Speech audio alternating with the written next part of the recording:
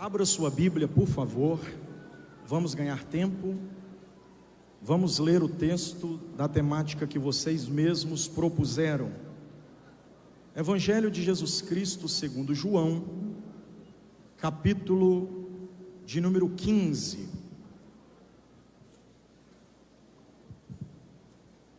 Nós vamos ler apenas o versículo de número 2, para ganharmos tempo. João, capítulo 15 e versículo de número 2. Se vocês estão prontos para juntos lermos esse texto, eu gostaria de ouvi-los dizendo amém. Diz assim a palavra de Deus: toda vara em mim que não dá fruto, atira, e limpa toda aquela que dá fruto, para que dê mais fruto. Olha o texto mais uma vez. Eu quero evocar a autoridade da palavra de Deus, portanto eu vou ler com vocês mais uma vez, e eu quero que você se atente a esse texto. Embora vocês já possivelmente o tenham lido por diversas vezes, eu penso que seja pertinente observar alguns detalhes aqui. Toda vara em mim que não dá fruto, atira, e limpa toda aquela que dá fruto, para que dê mais fruto. Nós estamos falando aqui de cortes que eliminam a vida, de galhas infrutíferas, e nós estamos falando de poda que fortalece o tronco de uma árvore que já produz os seus frutos. Se você crê no que diz a palavra de Deus, diga amém. Tome seu assento, muito obrigado.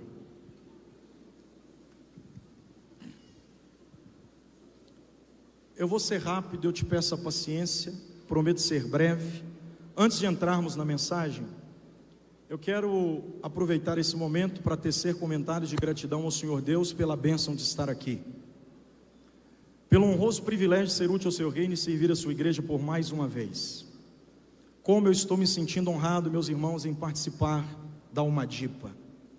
Confesso a vocês que, embora tenha rodado por vários lugares do nosso país e sido agraciado por Deus em até ter ido em alguns outros países pregar a palavra de Deus, é preciso dizer que nada se compara em poder falar em sua própria casa, em servir a sua própria igreja, em estar entre irmãos.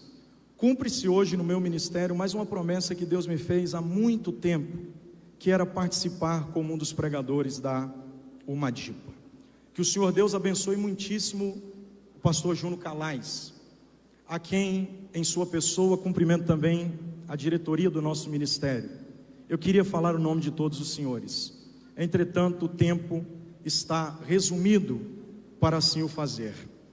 Eu quero cumprimentar também a organização da Umadipa, na pessoa do pastor Eston, do Wilter Max e do Daniel, a todos os jovens que compõem esse numeroso conjunto, a vocês que vieram de fora, vocês que estão participando conosco, que Deus seja louvado pela vida de todos vocês. Meus irmãos, eu estou um pouco assim confuso quanto ao horário. Nesse momento, nos últimos 10 dias eu já estaria dormindo, até porque onde eu estava já é 2 horas da manhã. Eu cheguei ontem à noite, no último voo já era próximo de 11 da noite, então o fuso horário está bagunçando um pouco. Outra coisa, eu fiz 42 horas e meia de viagem, de onde estava para chegar a Ipatinga. Então estou também extremamente cansado, mas diferentemente do que se possa imaginar, estou com as minhas forças revigoradas e com o meu vigor fortalecido pelo Senhor. E eu queria pedir a vocês que estão se movimentando agora, eu queria que vocês dessem atenção à palavra de Deus. Não sabe o quanto eu me cansei para estar aqui. Eu precisei mudar uma logística, é por isso que eu viajei tanto assim, para mim estar aqui com vocês hoje. E eu quero aproveitar esse momento aqui, já vou ler o texto, ou já vou meditar no texto que lemos, melhor dizendo, mas eu preciso que vocês tenham um pouquinho de paciência comigo.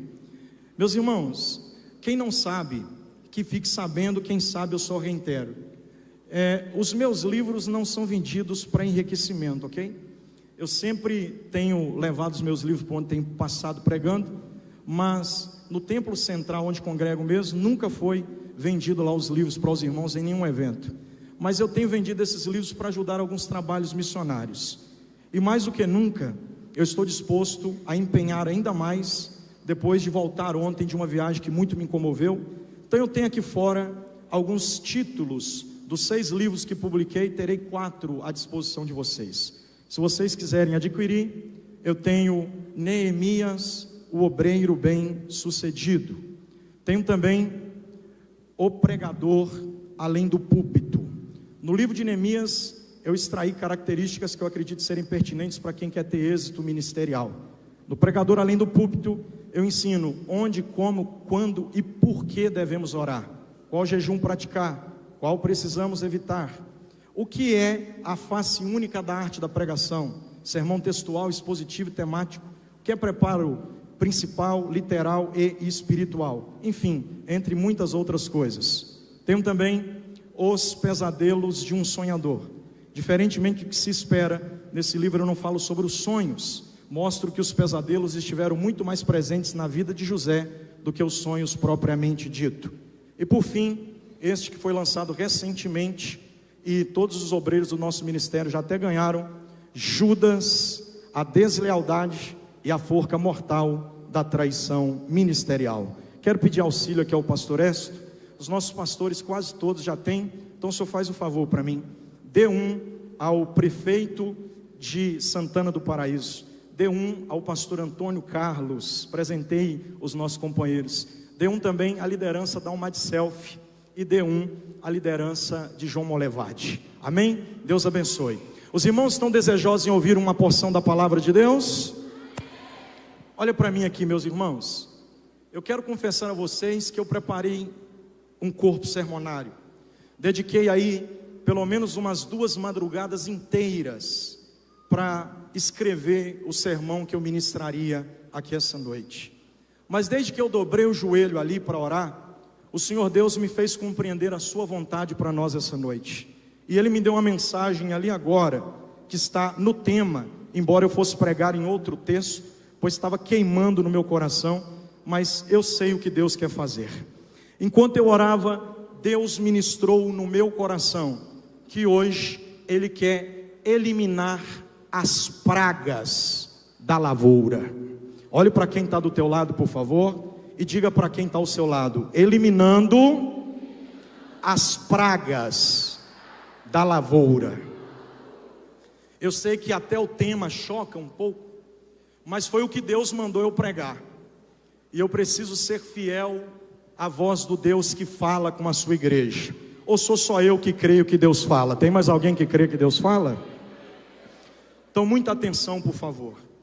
O texto que lemos revela-nos pelo verso 1 que Cristo é a videira. Essa linguagem agrícola utilizada por Jesus para trazer diretrizes quanto aos princípios e valores do reino de Deus é sempre utilizada nos evangelhos. Quando você vê a biografia de Cristo descrita pelos evangelhos sinóticos, bem como também por João, você vai perceber que Jesus não é só a videira, Ele também é a oliveira. Ele é a oliveira, Ele é a videira e Ele também é a figueira.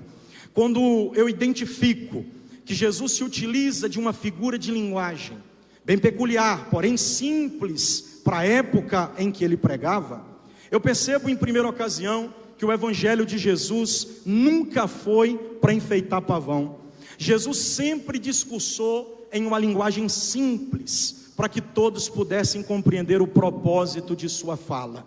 Dito isso, eu volto a pensar com vocês que o versículo 1 do texto que lemos, que é o contexto remoto, que vai identificar a proposta do contexto imediato, mostra que Jesus é a videira. Agora, preste atenção, Jesus se condiciona às características de uma árvore que produz frutos, identifica a sua igreja como as galhas que nele está, para que por meio delas os frutos venham a aparecer. Jesus, nessa simples figura de linguagem, está nos mostrando princípios e valores eternos do seu reino. Porque se não, vejam vocês mesmos, todo fruto, ele precisa de um processo, de um estágio gradativo e progressivo, para que ele venha a existir. A árvore, na verdade, antes de ser árvore, sempre foi uma semente. Pensando nisso, eu olho para a visão do evangelista Marcos, quando no capítulo 4, mostra a primeira pregação de Jesus. Talvez vocês não sabiam, mas a primeira pregação de Jesus, em Marcos capítulo 4, é justamente também em figura de linguagem, e nesta ele fala em forma de parábola, mostrando o reino dos céus como um semeador que saiu para semear, como uma árvore que produz frutos, passa pelo estágio da semente, para que uma vez se torne um arvoredo, para que por sua vez venha frutificar. Então vamos pensar nesta construção desde a semente. Quando Jesus prega a sua primeira mensagem, ele mostra esta árvore como uma semente sendo semeada, mostra que o semeador sai a semear, e que ele lança a semente em 4 terrenos distintos. Quantos são terrenos, Umadipa? Quantos são? São 4 terrenos. A Bíblia diz que Jesus deixa claro, depois de pregar, o que é que estava por trás, na intenção da fala, que por ele foi utilizada por meio de parábolas. Ele mostra os 4 terrenos, a finalidade pela qual pronunciou cada um deles. Mostra que o terreno à beira do caminho é a semente que é lançada, mas o inimigo leva, representada pelas aves dos céus. Mostra também que a semente entre pedras, ela até nasce, mas ela não consegue ter profundidade no solo, visto que a rigidez das rochas não permite ela ultrapassar para chegar nos mananciais de água. A terceira semente, que cai entre espinhos, ele mostra que é sufocada pelos espinhos. São as coisas dessa vida que sufocam o crescimento dessa semente. Por fim, mas não menos importante, ele termina dizendo que a última semente caiu em terra fértil, e esta produziu 30, 60 e até 100 por um.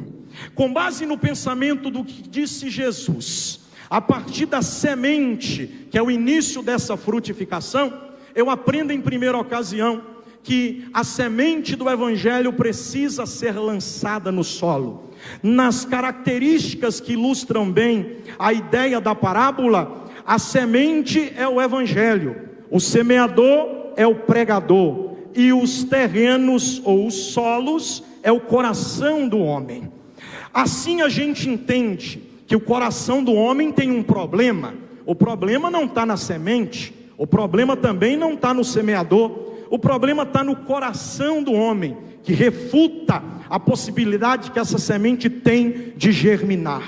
Pense comigo, por favor, por que é que o semeador não mudou o tipo de semente em detrimento das qualificações do solo? Por que é que o semeador insistiu em semear a mesma semente, mesmo sabendo que os solos eram diferentes? Jesus está nos dando uma lição eterna. O processo de frutificação nasce justamente na semente do Evangelho, que não pode ser alterada, modificada, alternada para uma nova metodologia de plantio. A semente é única, é a mesma, não foi mudada. Os solos são diferentes, mas a semente permaneceu sendo lançada pelo semeador, tanto na beira do caminho, quanto em rochas, quanto em espinhos, como em terra fértil. Aí, pastor, o que o senhor quer dizer com tudo isso? O que eu quero dizer com tudo isso é que nós estamos perdendo a produtividade do que o Evangelho tem, quando alternamos a força da semente do que a palavra de Deus de fato é. Nós não temos que modificar o processo de plantio por causa das anomalias do solo do nosso século. Os homens estão endurecendo cada vez mais o seu coração. E com isso, a gente vem se adequando aos corações humanos, dia após dia. A mensagem que era pregada há algum tempo, já não vem sendo mais pregada, porque o homem endureceu tanto o coração, que a gente começou a criar novas metodologias para o plantio. Aí vem a teologia da prosperidade. Desde a década em meados de 60, a gente vê essa onda neopentecostal assolando a igreja. Uma nova semente tem sido lançada, uma semente que tem anomalias em seus padrões espirituais, parece com sementes dos céus, mas tem produzido joio, porque é o inimigo que faz isso, um crescimento de muito joio entre o trigo da lavoura de Deus. Bendito seja o seu nome para sempre. O senhor pode ser mais claro, pastor? Eu vou ser mais claro para você entender. Enquanto a gente vai modificando a força que tem a semente, alternando a ordem lógica do plantio, os corações vão crescendo com árvores que sofrem anomalia, porque a árvore que é produzida pela semente do evangelho dá frutos para o reino de Deus, e são frutos eternos. É por isso que lá na frente Jesus diz que os nossos frutos devem ser permanentes. No mesmo capítulo ele diz: não vos escolheste vós a mim, antes eu vos escolhi a vós, para que vades e deis frutos. Mas não é só frutificar não, e que os vossos frutos sejam permanentes. A gente tem visto muita coisa com essa mensagem coach. A mensagem coach tem abalado a estrutura da igreja. Muita gente deixou de acreditar no evangelho puro e simples de nosso Senhor e Salvador Jesus Cristo, para dar crédito para essa onda de filosofias humanas, onde o homem é o centro de tudo. Você pode, você consegue, você é capaz, você dá conta, vai dar certo. E aí a gente vai caindo nesse conto, sendo que a mensagem de Jesus vem na contramão do que se prega pela onda coach desse tempo. Qual é a onda coach, pastor? É a mensagem alterada, que você tem condições, que você é autocapaz, que você consegue, que tem um gigante que está adormecido dentro de você, e que você precisa acordá-lo para descobrir o potencial que você tem, que tem um leão que está enjaulado dentro de você, e você precisa destrancá-lo, abrir as jaulas, para que ele saia para fora e mostre o potencial que você tem. Essa mensagem não é a de Jesus, não senhores, não senhoras, esta não é a mensagem de Jesus. A mensagem de Jesus, pelo que se espera segundo a Bíblia, ela vem na contramão do que diz a onda coach e neopentecostal desse tempo. Qual é a mensagem de Jesus, pastor? É essa: você é um pobre, desgraçado e miserável, conforme o verso 17 do Salmo 40. Pobre e miserável, mas ainda bem que Deus cuida de você. Você não pode, você não tem, você não é, não vai conseguir, porque existe um vazio muito grande. Não é um gigante não, viu? Não é um leão não, é um vazio muito grande dentro de você, que só pode ser preenchido pela pessoa bendita de Jesus Cristo de Nazaré. Deixa eu ver quem pode levantar a sua mão e começar a aquecer esse ambiente com pelo menos um glória a Deus aí. Esta é a mensagem de Jesus. Não mude a mensagem por causa do terreno, pois não é a mensagem que tem que se adequar ao solo, é o solo que precisa se preparar para se adequar à semente. Se a gente não entender isso, a gente vai ter pregadores, mas não profetas. Teremos pastores, mas não homens de Deus. Teremos membros, mas não o corpo de Cristo. Teremos templos, mas não a igreja de Jesus, porque a mensagem continua sendo a mesma. Jesus salva, Jesus cura, Jesus batiza com o Espírito Santo, e deixa eu ver se tem alguém esperando ele voltar para nos levar. O problema é que os juízes de culto têm oprimido os pregadores, oprimido os cantores, para que toda mensagem tenha uma novidade. Olhe para quem está do teu lado e diga para ele assim: a mensagem é a mesma, O problema nunca esteve na mensagem, diga. O problema está no teu coração. Quando o problema está no coração, a gente tem que tratar a causa. E sabe por que a gente perde muito tempo fazendo congresso, fazendo festa, fazendo evento, mobilizando o povo? É porque a gente vai lá no efeito. E Deus está dizendo: quer resolver o problema? Para de tratar efeito e começa a resolver as causas. Porque é mais ou menos assim: quando o mosquito da dengue pica alguém, e essa pessoa, em detrimento dos efeitos, procura um médico para tomar lá os seus remédios, ele resolve o problema que o efeito produziu, mas não que a causa ocasionou. Então ele tem que voltar lá naquela água parada e virar, porque não adianta tomar remédio para curar os efeitos, se a água continuar parada lá com a larva. Olhe para quem está do teu lado e diga para ele assim: o problema está no teu coração. Se você quer frutificar, dá uma arada no coração. Se você não está gostando da mensagem, vai discutir com Deus. Não gostou do pregador? Não tem problema não, porque ninguém consegue agradar todo mundo, eu estou ciente disso. Mas não reprova a mensagem não, porque é de Deus para a tua vida. Deus está usando a minha boca para te dizer: está na hora de dar uma arada no teu coração. Se você não mudar a intenção do coração, a semente não será capaz de produzir em sua capacidade máxima. Diga para quem está perto de você: Deus tem mais para dar do que a tua capacidade de receber. Sabe qual é o problema, pastores? É que mesmo Deus tendo condição de dar para nós mais do que nós temos condições de receber, a gente recebe muito pouco de Deus, porque o nosso coração não está preparado para receber tudo que Ele tem a nos dar. Porque é mais ou menos assim: Deus está dizendo: eu não vou te dar menos do que tudo que tenho para te dar, desde que você não me entregue menos do que eu espero de você. Você ouviu isso mesmo?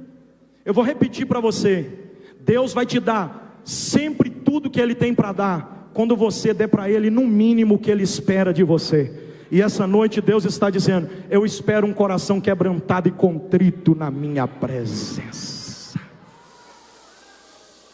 Oh, bendito seja o nome de Jesus.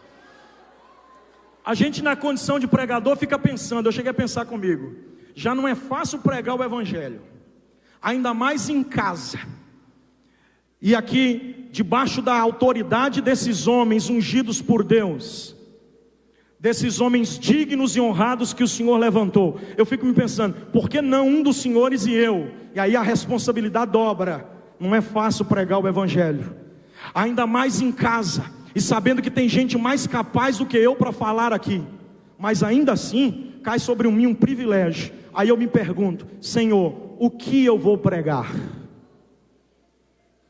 É o que o povo espera ouvir? E Deus diz: não, é o que eu quero falar. Levante a sua mão, por favor, e não abaixa.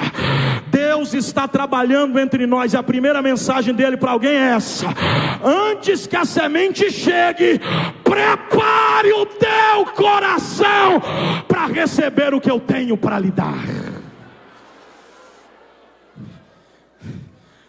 Estão colocando uma responsabilidade tão pesada nas costas dos pregadores, que parece que tem hora que eu olho assim no olhar de alguém e fico pensando comigo, parece que está dizendo assim: será que vai sair alguma coisa daí, pastor? O senhor tem alguma coisa para dar para nós aí, pastor?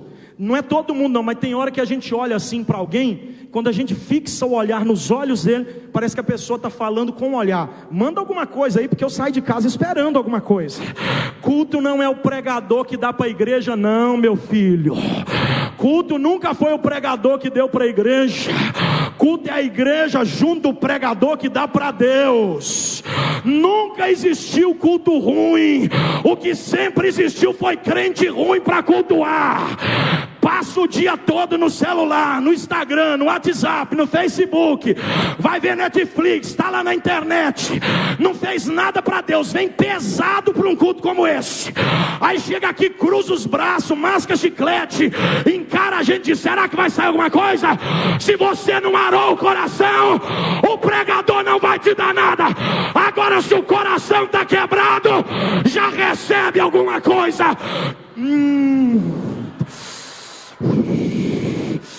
Deixa eu ver quem veio de casa cultuando aqui. Tem que sair de casa cultuando, minha filha. O primeiro problema da lavoura de Deus é o coração, que está cheio de pedra, está cheio de espinho, está na beira do caminho, não tem profundidade espiritual, está na superfície, mas Deus está te chamando para um nível mais elevado, para mais profundidade. A semente quer penetrar no teu coração e transformar o teu ser. Tem alguém aqui que crê no poder do Evangelho, ou sou só eu que creio? O Jesus que eu sirvo é aquele que transforma quem somos e faz com que sejamos quem Ele projetou para que um dia viéssemos ser. Eu não quero nem saber quem você foi até aqui.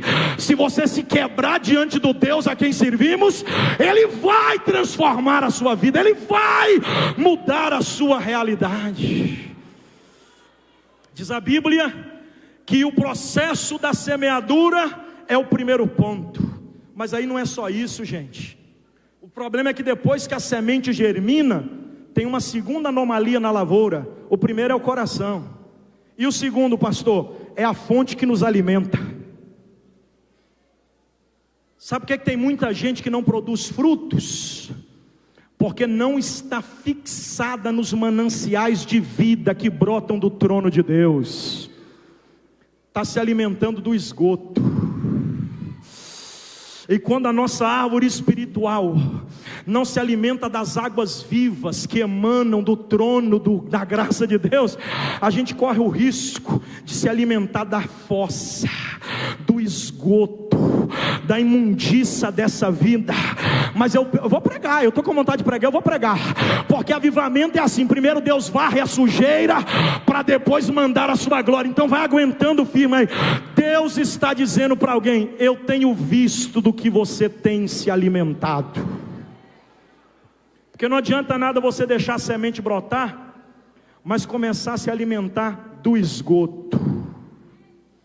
É por isso que Jesus, quando falou para a mulher samaritana de João 4, ele disse para ela assim: você quer beber do poço de Jacó?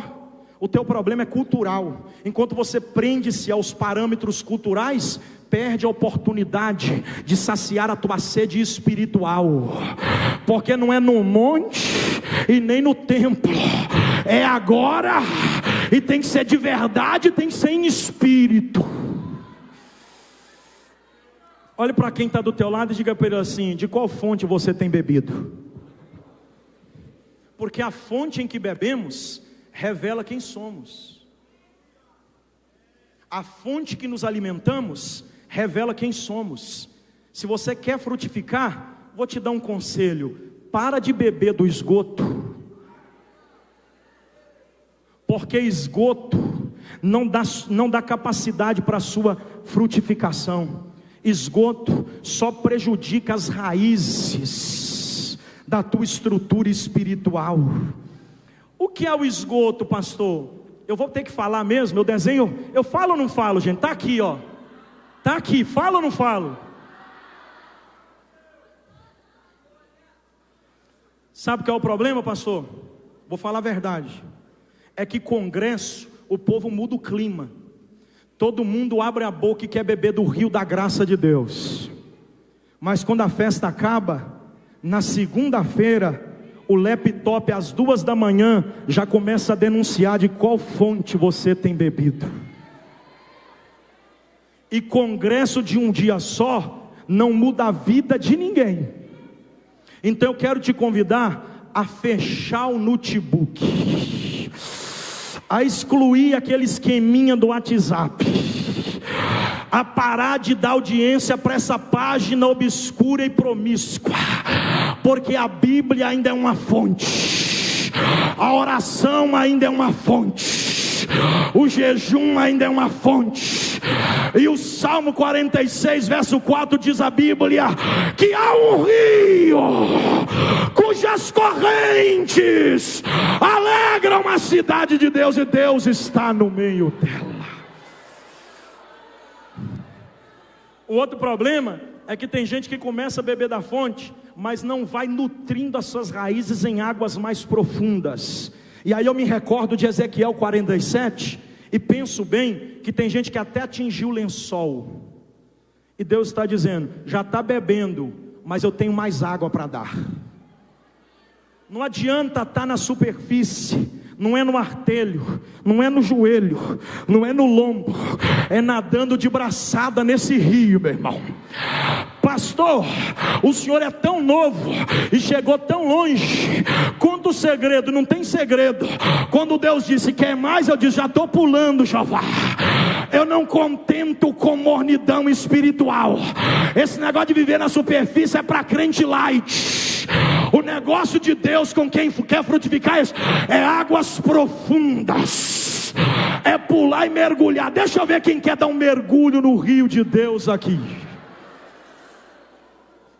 Terceira anomalia da lavoura, já estou concluindo. Jesus também ensinou que depois que a semente nasce, as águas da sua graça a fortalecem, e essa semente cresce. Tem um outro problema, está tudo na Bíblia. Qual, pastor? É que a árvore, depois de grande, resolve não frutificar.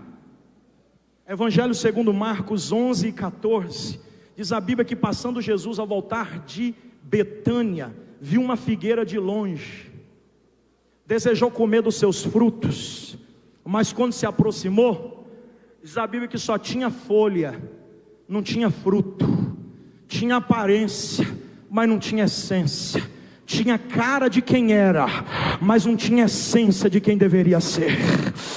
Parecia ser o que na verdade nunca foi. Olhe para quem está do teu lado e diga para ele: o teu problema é essência ou aparência? Diga para ele: tem essência ou é só aparência? Balança a camisa para ele assim, ó. Diga para ele: frutificar está só na camisa ou está no coração? Tem fruto ou é só folha? Diga para ele: parece ou é de verdade? Porque nem tudo que parece ser é de fato o que parece. Mas quem está conectado em Deus vai além das aparências, possui essência em quem Deus chamou para ser. Deus não te chamou para ser uma árvore aparente. Deus te chamou para produzir. Eu fico pensando comigo, eu estou pregando, vai ouvindo. Eu fico pensando comigo o que está acontecendo com a nossa geração. O que tem de gente cheio de título e vazio de pão não é brincadeira. Pastor Júnior, em João 6, diz a Bíblia que Jesus multiplicou 5 pães e 2 peixinhos para uma multidão de 5.000 homens, fora mulheres e crianças. Sabe qual é o problema? É que no colégio apostólico que tinha títulos, ninguém tinha pão. Pedro, o pastor presidente da igreja primitiva lá em Atos, ali o homem que disse: tu és o Cristo, filho do Deus vivo, o homem que pisou nas águas e andou sobre elas, o homem que em João 6 olhou para Jesus e disse: não vamos para lugar nenhum, porque para quem iremos nós? Só tu tens as palavras de vida eterna. Estava lá no culto, cheio de título, vazio de pão. Estava lá João, o discípulo, o apóstolo do amor, o homem da revelação do Apocalipse, aquele que colocou a sua cabeça no colo de Jesus, estava no culto, cheio de título, vazio de pão. Estava lá Tiago, a coluna da igreja. Estava lá, Tiago estava lá. Estava tanto Tiago filho de Alfeu, como Tiago filho de Zebedeu, e também Tiago meu irmão de Jesus. Todo mundo no culto, tudo cheio de título e vazio de pão. Estava lá Judas Tadeu, estava lá Judas Iscariotes, o tesoureiro do grupo. Estava lá também o irmão Simão Zelotes. Estava lá Mateus, estava lá Tomé, estava todo mundo lá, Filipe, Bartolomeu, 12 homens repletos de títulos e vazios de pão. Mas no meio da multidão tinha um que não tinha título. A gente nem sabe o nome, a gente só sabe que era um rapaz. Título ele não tinha, mas pão ele tinha para dar para o povo. É chegada uma hora em que árvores muito frondosas serão abatidas, porque tem aparência, mas não tem essência. Enquanto isso, pequenos ramos vazios de títulos vão crescer e frutificar, porque não tem título, mas tem pão para oferecer. Lá vai, assim diz o Senhor: árvores frondosas serão abatidas, mas pequenos ramos serão fortalecidos, porque me enoja saber que árvores têm folhas, mas não produzem frutos. Eu sei que no meio desses jovens aqui, tem jovens que estão ausentes de títulos, mas que têm pão para oferecer. Põe a mão no ombro de quem está à direita, põe a mão no ombro de quem está à esquerda e diga para ele: não se preocupe com as folhas, se preocupe com o fruto. É melhor ter fruto do que aparência, porque aparência não revela essência, mas essência traz aparência. Só quem pode abrir a boca e glorificar a Deus. Estou terminando. Não é falta de mensagem, não é falta de tempo, estou acabando. Quarto problema da lavoura. O primeiro problema está na semente, o segundo está no crescimento, o terceiro está na aparência, e o último, pastor, está que a gente se desconectou do caule. Eu queria falar pelo menos de uns 7 pontos, mas eu vou pular para o último agora. Vou deixar 3 sem falar. A gente se desconectou do caule. Como assim, pastor? Jesus disse: se vós estiverdes em mim, e eu também estiver em vós. É uma via de mão dupla. Não é Deus vindo até a gente apenas. É enquanto Deus vem até a gente vai até Ele. Por quê, pastor? Porque você sozinho não tem força para frutificar, porque você é jambuzeiro bravo, só produz fruto se tiver enxertado no caule. Porque o que dá vida para a igreja não é a performance humana. Não adianta vir aqui encenar a peça, não adianta seguir o script da religiosidade. Tem que estar colado no caule daquele que produz vida, para que a igreja possa frutificar. Talvez quem está do teu lado não sabia disso não, mas diga para ele assim: sem Jesus você não é nada. Disse ele: sem mim nada podeis fazer. Conclui, pastor. Concluo. Sabe qual é o problema? E esse eu penso que seja o maior de todos, embora eu fui lá na origem deles. É que a gente, por causa da informação da internet, se desconectou demais de Deus. A gente precisa ter uma alta conexão agora. Enquanto a gente se conecta no Wi-Fi, em tantas outras coisas, a espiritualidade, que é a nossa essência, tem se desprendido dia após dia. Seja mais claro, pastor, eu vou ser. Enquanto a gente pensa que está fazendo para Deus, Deus está olhando e está dizendo: o que você espera de mim, eu já sei. Todo dia você fala, quando você diz que está orando, sendo que na verdade só está lendo a sua lista de pedido. O que você espera de mim, eu já sei, estou cansado de saber, porque você insiste em dizer todo dia como se eu nunca tivesse ouvido. Mas não é sobre o que você espera de mim, é sobre o que eu espero de você.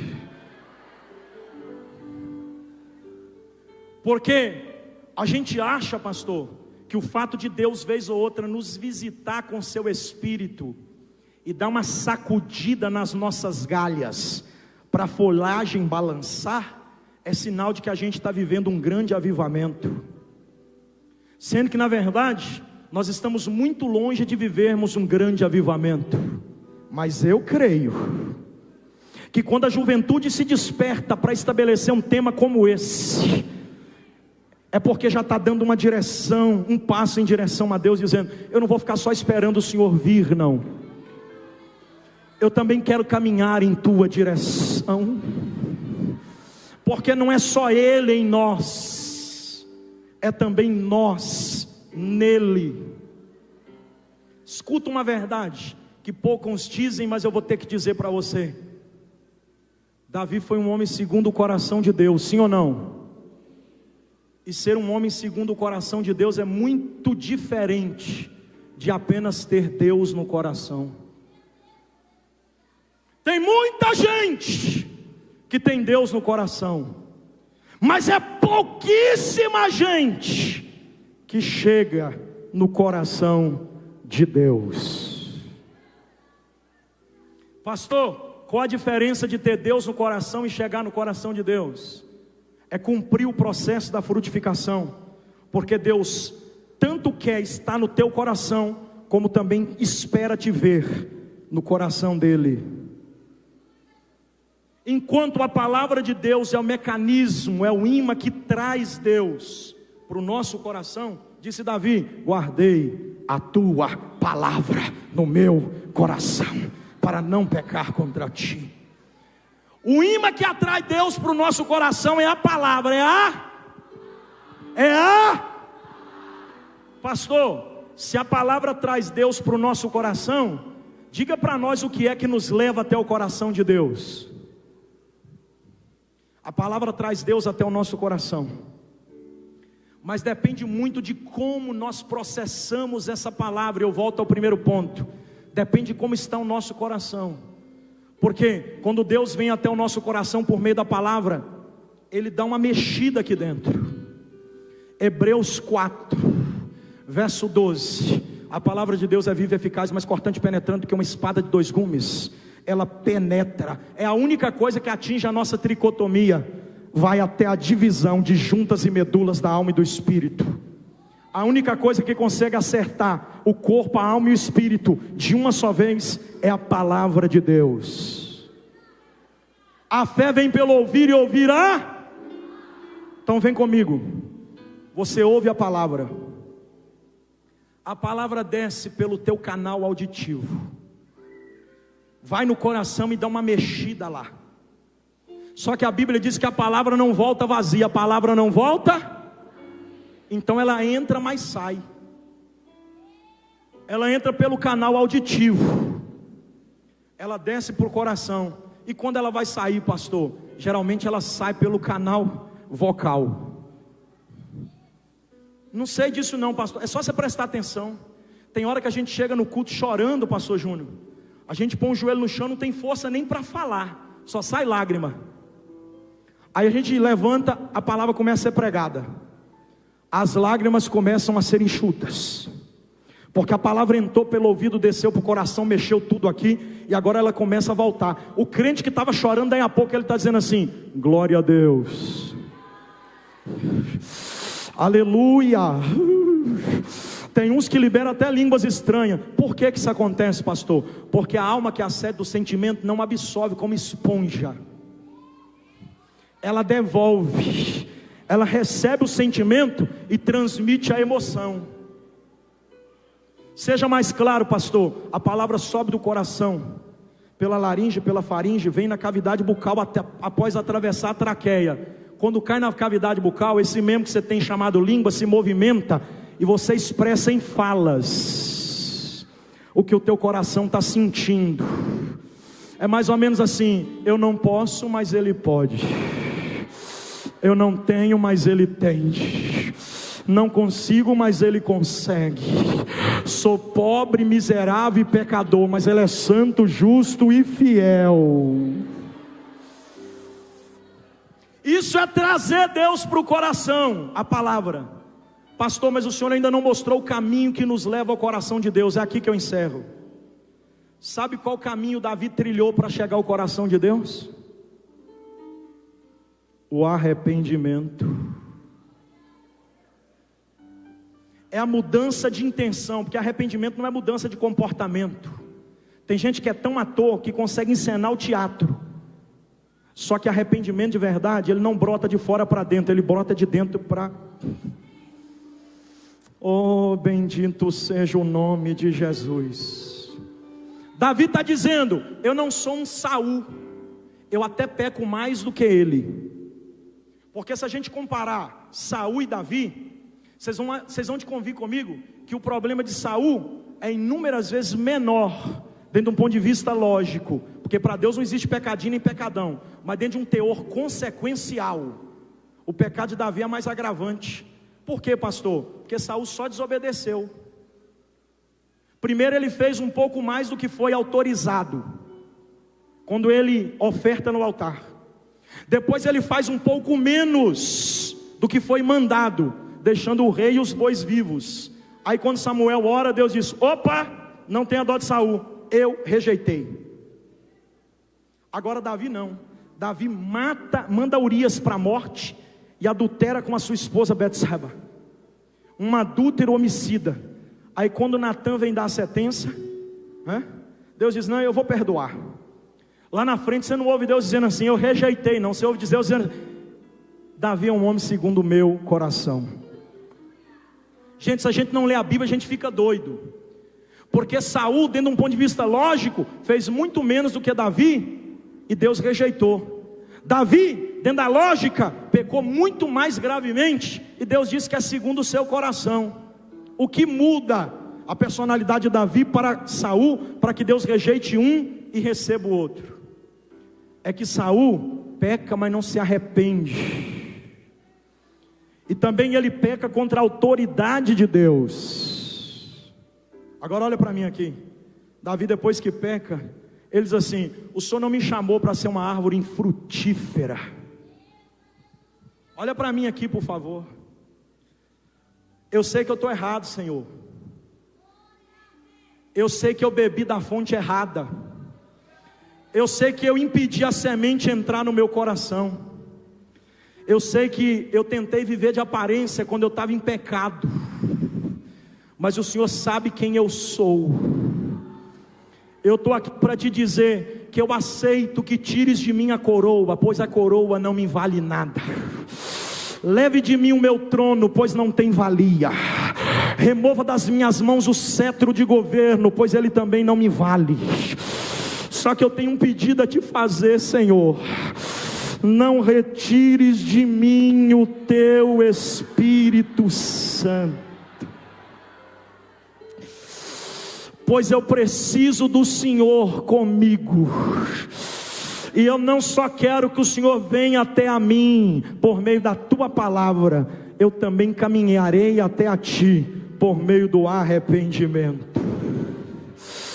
Olhe para quem está do teu lado. Eu sei que Deus está falando, porque Ele não fala com ausente, Ele fala com presente. Diga para quem está do teu lado assim: é você em Deus e Deus em você. Não são os nossos pecados que têm cheirado mal às narinas de Deus, pois não se pecou tanto como a nossa geração. Billy Graham disse: se Deus não punir a nossa geração, Ele voltará no tempo para pedir perdão para Sodoma e Gomorra. Nunca se pecou tanto como se peca nos dias atuais. Mas esse não é o pior problema.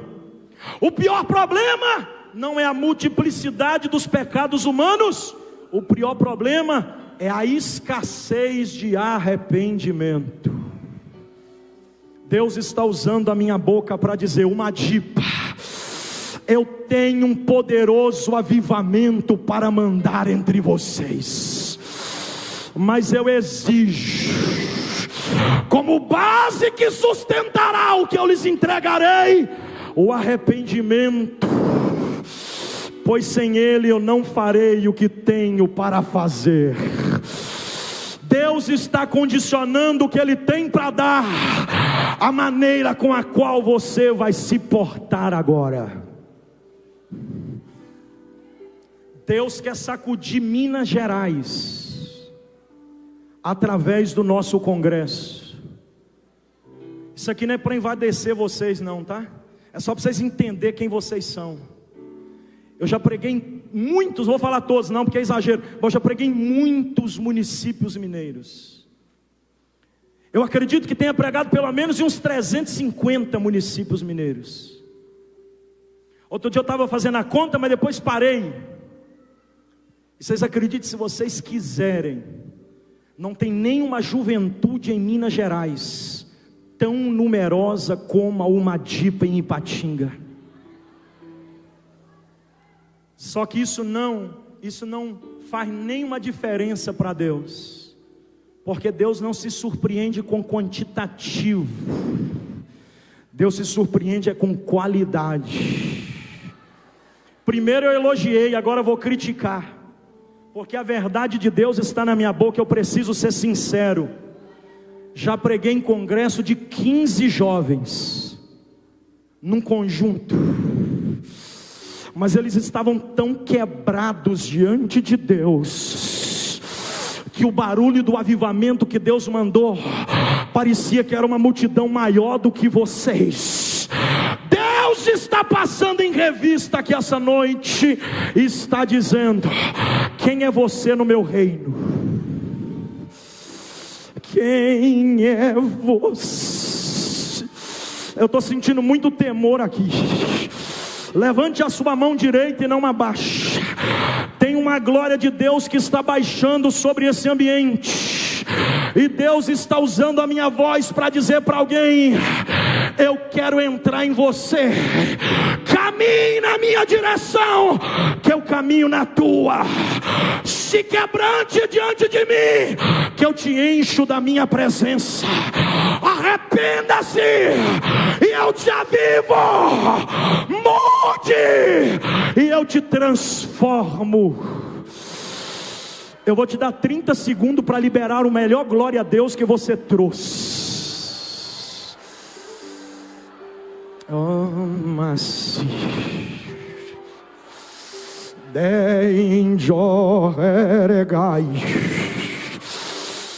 me perdoa se eu sair um pouco da etiqueta pastoral, mas eu estou sentindo a glória de Deus passando aqui, ó. E quando a glória de Deus desce, o rei tira a coroa da cabeça e vira menino dançando, né? Deixa eu ver se tem mais alguém sentindo aqui o que eu estou. Levante a mão, levanta. Eu estou sentindo que está descendo um avivamento. Tem mais alguém sentindo isso, gente?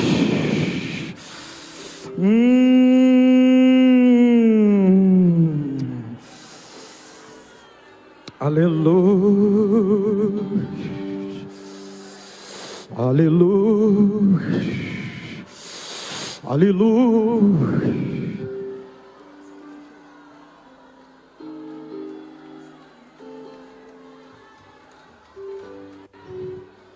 Eu não vou pregar mais, não é por falta de mensagem não, é porque o tempo está avançado demais. Já vai dar 50 minutos que eu estou falando, e não é por muito falar que eu vou ser ouvido. A minha preocupação aqui hoje não é fazer movimento. Eu queria pregar mesmo, é sobre as 4 faces da glória de Deus. Eu preparei 2 madrugadas, uma mensagem explosiva. Quando eu bati o joelho, Deus disse: você não vai falar o que o meu povo quer ouvir, você vai falar o que eu quero dizer. E o que Deus quer dizer é que Ele quer fazer uma limpeza em você. Olhe para quem está do teu lado e diga para ele assim: árvore que não produz, Deus corta, mas aqui produz, Ele limpa para produzir mais. Se você dava glória a Deus, porque Deus Judas, Jesus deixa ir, mas Pedro, ele impede o diabo tocar. Se você chegou até aqui, é porque Deus sabe a tua capacidade de frutificar. Eu vou falar. Se o diabo ainda não se irandou com a tua vida, é porque Jesus está dizendo: não toca, Satanás, esse aqui vai produzir. Deixa eu ver quem crê, deixa eu ver quem crê.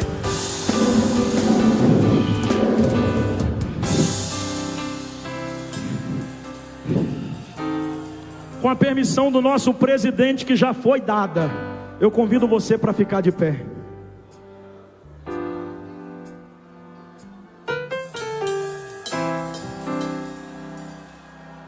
Aleluia!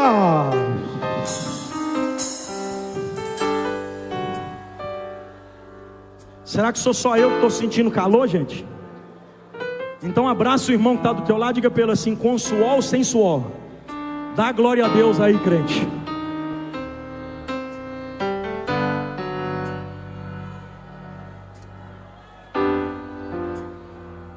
Me encara aqui todos vocês. Me encara aqui todos vocês. Eu vou dizer uma coisa para vocês que eu tenho temor para dizer. Não estou querendo aparecer não, Deus conhece o meu coração. Eu tenho temor para dizer o que eu vou dizer. Só vou dizer para aumentar a tua fé e renovar a tua esperança. Ontem, aqui era mais ou menos meia-noite, eu embarquei lá no Catar. Era 7 horas da manhã, aqui era mais ou menos meia-noite. Quando o avião decolou, eu confesso para vocês que eu me emocionei, porque eu nunca imaginei na minha vida que eu ia pregar no bairro depois da esquina de casa. E quando eu estava decolando lá no Catar ontem, a 14 horas e meia de voo de Guarulhos, eu me emocionei, porque eu não saí de casa para ir para o Catar não. Eu saí de casa para ir para a África, porque eu desejei ir para a África. Deus me permitiu visitar o país mais rico do mundo, enquanto eu pensava em ir no mais pobre.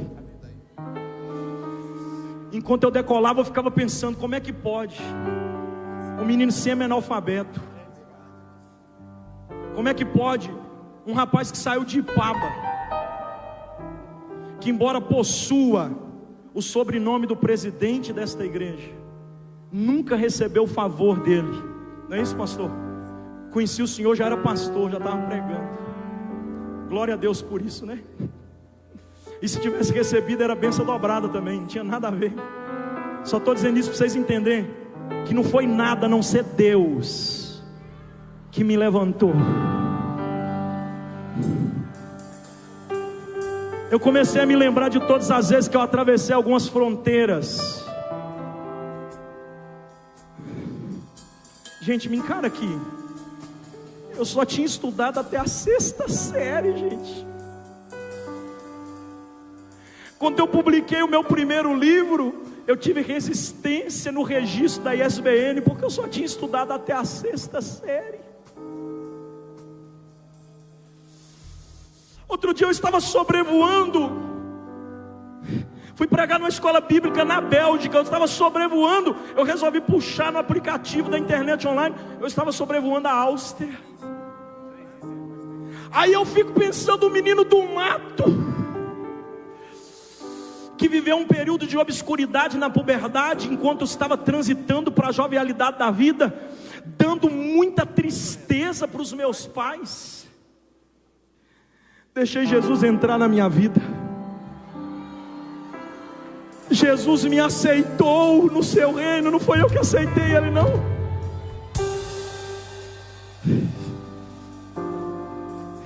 Há 15 dias atrás, eu preguei na maior igreja Assembleia de Deus da América Latina. Capacidade para 25 mil pessoas assentadas. Eu só choro, eu não estou contando isso para vanglória não. Eu não mereço ter chegado onde eu cheguei. Por que é que o senhor chegou então, pastor? Porque quando Jesus olhou para mim e disse: eu te aceito, eu disse: eu quero o senhor.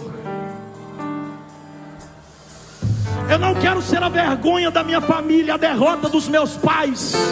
Eu não quero ser o pavor da sociedade. Eu quero ser salvo. E Jesus diz: já que você quer ser salvo, vou te fazer também um pregador. Eu nunca pedi para Deus nada a não ser para ser salvo. Eu me lembro até agora como foi a minha primeira oração. Eu disse: Jesus, me aceita. Me aceita, Jesus. Porque se eu te aceitar, eu não aguento ficar. Eu digo: me aceita, Jesus, e segura nas minhas mãos para mim nunca mais sair da tua presença. Eu estava numa vigília, o pregador veio, colocou a mão na minha cabeça e disse: hoje te dou o dom da ciência e da sabedoria da minha palavra. Mexe com quem está do teu lado e diga para ele assim: Deus quer te dar o que você nem imagina, quer te levar onde você sequer pensou. Deus quer te fazer frutificar, frutificar, frutificar.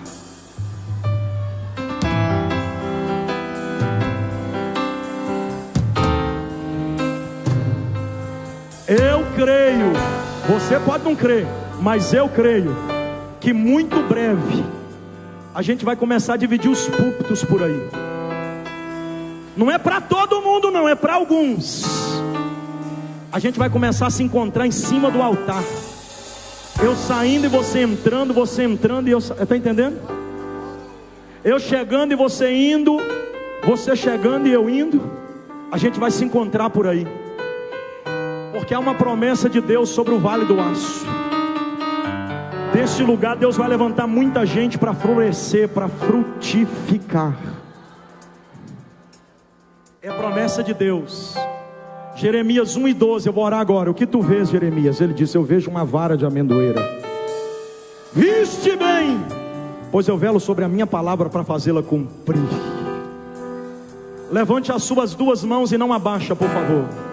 Molevade, o Madself, o Madipa, o Madat, enfim, não sei de onde você veio. Levante as suas duas mãos e não abaixe. Jesus está te convidando ao arrependimento. Pastor, mas eu estou certo. Arrependa-se. Todos nós precisamos nos arrepender. Deus quer nos usar para frutificar. Com as tuas duas mãos levantadas, não abaixa, não abaixa. Eu vou orar. Senhor, olha que multidão de jovens aqui, Jesus.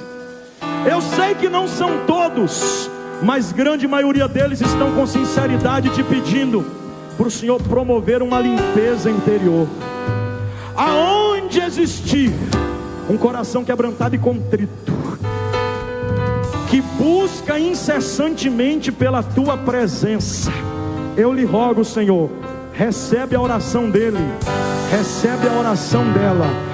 Venha até a nós enquanto nós caminhamos em tua direção, e traz um avivamento poderoso sobre a Almadiva nesta noite, em nome de Jesus.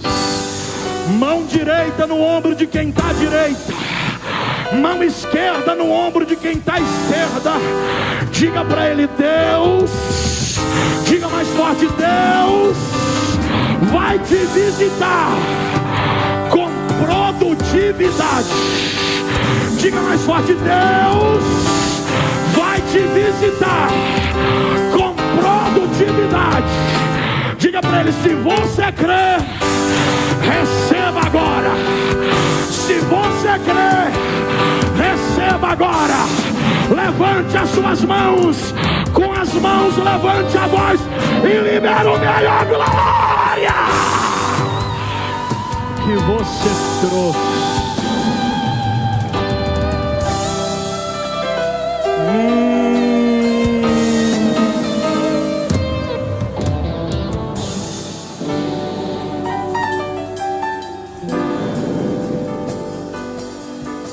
Se prepare para o que Deus vai fazer amanhã, porque limpar Ele já limpou hoje.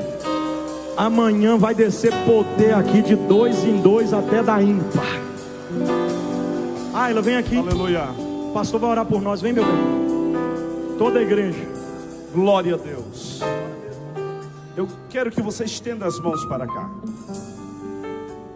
Um congresso, primeiro, precisa dos jovens. Um congresso de jovens e adolescentes. Precisa da música, dos cantores, dos instrumentistas. Mas também precisa do pregador da palavra. Ele já trouxe a mensagem, já abençoou nossas vidas. Quantos querem abençoar a vida do pregador? Pastor Cláudio, como eu disse há um tempo atrás a você, este é um primo que eu conheci, ele já sendo pregador, não o conhecia. embora a mãe dele é minha prima primeira, eu nasci num lar evangélico, mas ele não. Por onde ele passou, eu não passei. Mas Jesus o levantou. E o mesmo Jesus que levantou ele, vai levantar outros jovens. Eu disse para ele um dia desse: pastor Cláudio, o fato de eu ter nascido do Evangelho não me faz melhor do que você em nada. Porque diante de Deus, ninguém é melhor do que ninguém. Diga para quem está do teu lado: você é tão importante quanto eu. Diante de Deus, o fato de eu ser presidente, eu não sou melhor do que ele, não sou melhor do que nenhum de vocês, mas a graça de Deus nos une. Oremos pelo pregador. Senhor, aqui está o teu filho, eu peço que cobre ele com teu sangue, dê-lhe humildade, dê-lhe temor de Deus,